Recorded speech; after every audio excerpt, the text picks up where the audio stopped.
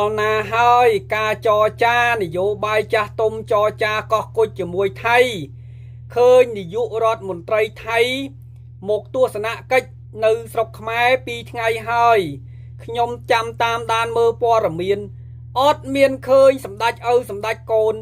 ហ៊ានលើកនិយាយពីរឿងកោះគុជមួយម៉ាត់ទៅនិយាយជាមួយនឹងថៃអោនាយករដ្ឋមន្ត្រីឪនាយករដ្ឋមន្ត្រីកូនណៃខ្ញុំឃើញលោកហ៊ុនសែនហក់ទៅអោបគេហៅថាមេដឹកនាំស្រីវ័យក្មេងហ្នឹងណា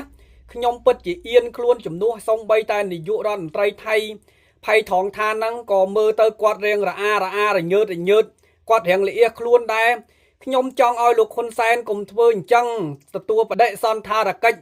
នាយករដ្ឋមន្ត្រីមេដឹកនាំថៃវ័យក្មេងអាយុ30ជាងហ្នឹងណាកុំហក់អោបអញ្ចឹងគាត់រៀងលាអៀខ្លួនណាវាគួរតែខ្ញុំបើសិនជាខ្ញុំវិញគួរតែទៅលូនថ្វាយបង្គំដល់បាតជើងនាយករដ្ឋមន្ត្រីថៃស្រីហ្នឹងបានត្រូវវាខ្មាស់គេជានាយករដ្ឋមន្ត្រីក្មេងលហកគេបែរជាអាចឡើងដឹកនាំគេអាចឡើងស៊ីកោះគុជបានគេអាចឡើងឈ្លានពាន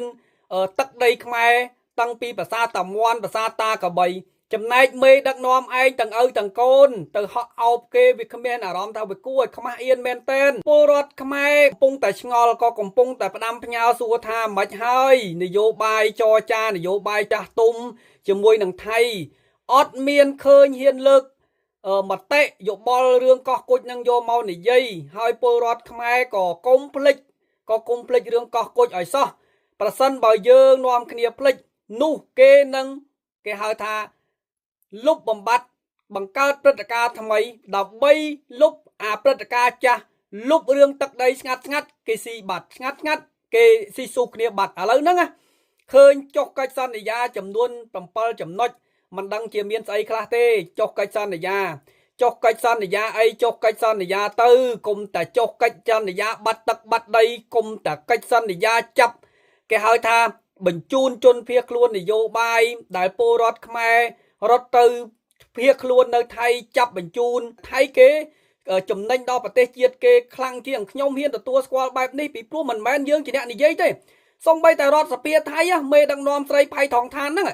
ដែលរដ្ឋសភាគេចោទប្រកាន់បោះឆ្នោតទម្លាក់ក៏ប៉ុន្តែ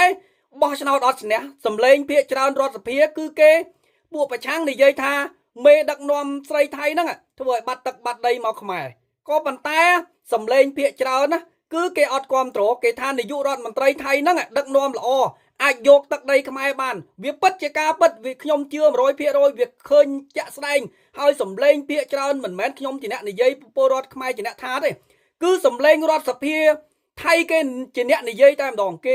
ជាអ្នកបោះឆ្នោតសម្លេងភាគច្រើនគឺគេការពារនាយករដ្ឋមន្ត្រីហ្នឹងនាយករដ្ឋមន្ត្រីវ័យក្មេងស្រីហ្នឹងឲ្យដឹកនាំបន្តទៀតគេថានាយករដ្ឋមន្ត្រីស្រីហ្នឹងក្មេងគេឆ្លាតណាស់ក៏ប៉ុន្តែយកទឹកដីខ្មែរបានវាពិតជាការពិតវាឃើញនឹងច្បាស់នឹងភ្នែកហើយរដ្ឋសភាគេបោះឆ្នោតគឺបោះអត់ធ្លាក់មានន័យថាគេគ្រប់គ្រងមានន័យថាពួកប្រឆាំងថៃហ្នឹងគេចោតប្រកាន់ដោយគេហៅថាខុសការពិតហើយសម្លេងភាគច្រើនគេថានាយករដ្ឋមន្ត្រីថៃហ្នឹងយកទឹកដីខ្មែរបាននាយករដ្ឋមន្ត្រីស្រីហ្នឹងគឺឆ្លាតស្រីក្មេងក៏ប៉ុន្តែឆ្លាតគេចឹងគេឲ្យដឹកនាំបន្តទៀតអានេះយើងជឿជាក់លើសម្លេង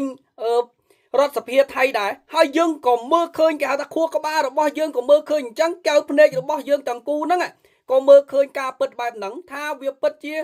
គេដឹកនាំឆ្លាតមែនមិនមែនល្ងងដូចមិនមែនគេហៅថាល្ងងទេឪកូនហ្នឹងឆ្លាតខាងចាប់ពលរដ្ឋខ្មែរដាក់គុកឆ្លាតខាងការពារអំណាចតែក៏តែរឿងទឹកដីគឺល្ងងខ្លៅតែម្ដងខ្ញុំហ៊ាននិយាយបែបហ្នឹង